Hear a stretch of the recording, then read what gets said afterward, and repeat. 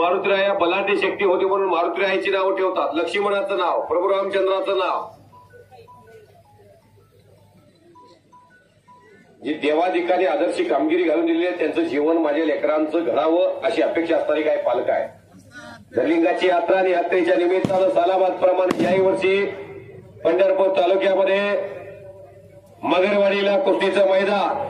मगरवाडी हे गाव महान भारत केसरी पैलवान योगेश मोंबाळे पैलवानचं गाव, पुण्या महाराष्ट्राला परिचित.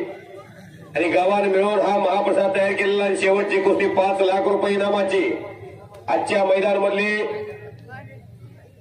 भारतीय इराण उमेश मथुरा गैरहजर असल्यामुळे तेवढ्याच तोला मोलाचा पैलवान योगेश मोंबाळे पैलवाननी बोलवलेला आहे. कैलासवासी नागनाथ बोंबाळे यांच्या स्मरणार्थ चांदीची गदा आणि 5 लाख रुपयात इराणचा चप्पल चित्ता. भारतामध्ये सिकंदर शेख हा भारतातला एक लाडका पैलवान. स्वर्गीय हरिश्चंद्र बिराजदार मामा यांच्यानंतर भारतामध्ये महाराष्ट्रातल्या अनेक पैलवानांना सक्सेसफुल होण्याचा प्रयत्न केला, पण त्यामध्ये सिकंदर शेखला अधिक काळ भारतामध्ये लोकप्रियता मिळवण्यासाठी भगवंताने यश दिलेला आहे. असा महाराष्ट्रातला एक लाडका पैलवान सिकंदर शेख कब्जा घेतलेला आहे. टाळ्या वाजवा सर्वांनी. या सोलापूर जिल्ह्याच्या कुस्ती क्षेत्रातला हा हिरा आहे. जसं